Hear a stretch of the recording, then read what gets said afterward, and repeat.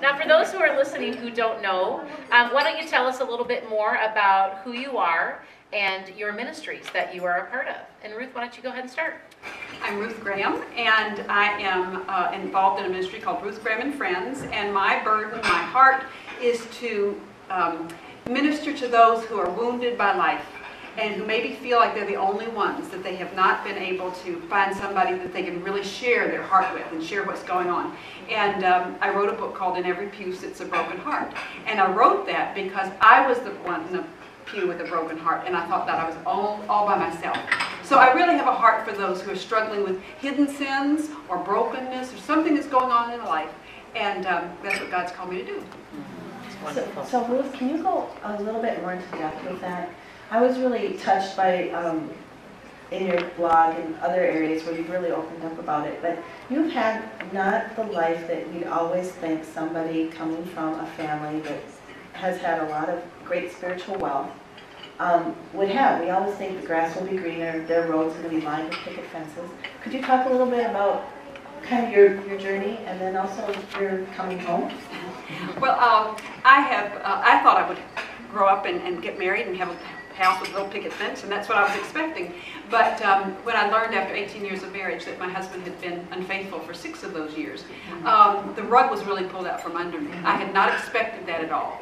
And then I got very depressed as we tried to patch the marriage together, and he really had not changed his behavior, and it couldn't be patched together. But I became very depressed to the point of looking for razor blades. And fortunately we didn't have any.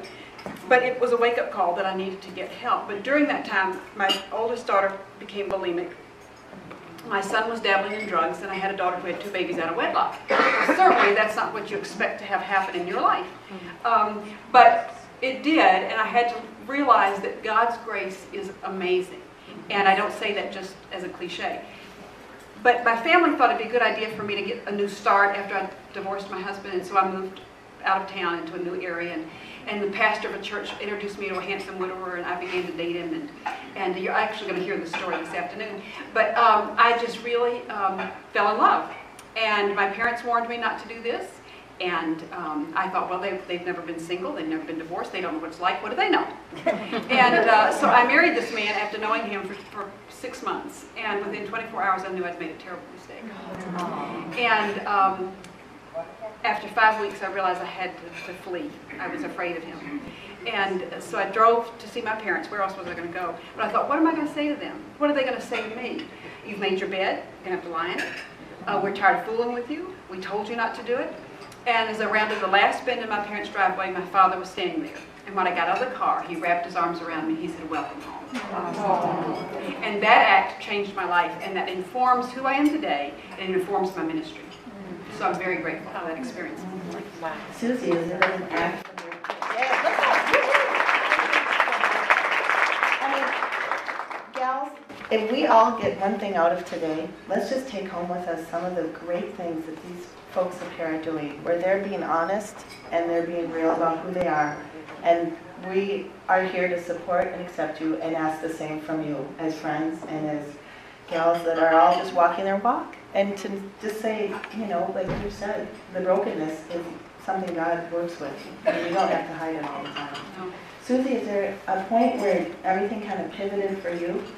Yeah, well, one thing I want to say just off of what Ruth said, I love what her ministry is about, because I too was somebody who lived in the ashes of my pain, and it was like the Lord rolled up his sleeve and pulled me out and brushed me off and put a new song in my heart. So to answer your first question about what my ministry is about, I feel like it links with yours and piggybacks so well, because I have this fire in my belly to see women reconcile the lies that are in their soul from the pain of life, that God would heal the wounds, but that see them mobilized to walk out their call. Because truly, nothing is more dangerous for this earth than women who know that they're loved, that they're called, and they're equipped, and they're sent. And you know, I had Lisa Vivier on the show a couple months ago, and her husband was talking to like a major general in the armed forces, and he told John Vivier, he said, we realized our strategy was all wrong, he said, because we were missing the woman. He said, once we got into the woman's heart in Fallujah and some of these different communities, we could you know, take the community, we could help them know we're on your side. So he said you had to earn the trust of the woman, because women are so influential, even in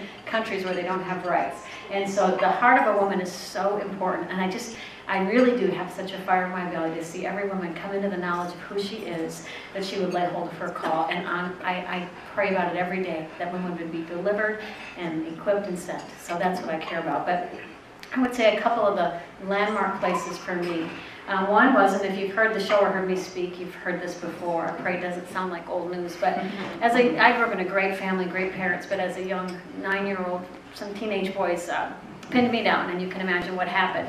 And that sexual abuse opened a canyon of paralyzing insecurity. But I was a striver. I could accomplish things. So in junior high and senior high, I could sing. I was a cheerleader, gymnast. I did everything I could do on the outside, so to look like somebody worth having around, so you wouldn't know what a wretch that I was on the inside. And so I lived a complete lie, and extremely painful. And jump ahead in my early years of marriage, we were going through unrelenting crises. And looking back now, I really see that I turned into a striving Christian. I just found Christ, and I just became a super Christian, you know, and just was showing up at the committees, being everything to everybody. So the Lord had to allow all my structures to fall. He had to, because there was a crack in my foundation. And I remember one morning as a young mom, crying out to God. I was relentless in my time with the Word, time in prayer. As a young mom with little kids and a disease, I want to tell you, I unapologetically made time because I knew I was so desperate for God.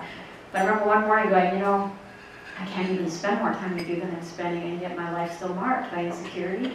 I care what people think. I fear men's opinion. Where's the victory? What's the disconnect for me? Why is there such a disconnect? And the Lord spoke something in my heart that changed my life, much like what Billy did for you. But he said, I get that you love me, but you don't seem to get that I love you. And so until I tell you differently, every time you want to say, I love you, Lord, turn it around and say, you love me, Lord. And I'd yell at my kids and feel bad about it. He'd say, say it there. And I'd say, you love me. You can hear me, love me. And I'd do something good, and he'd say, say it here.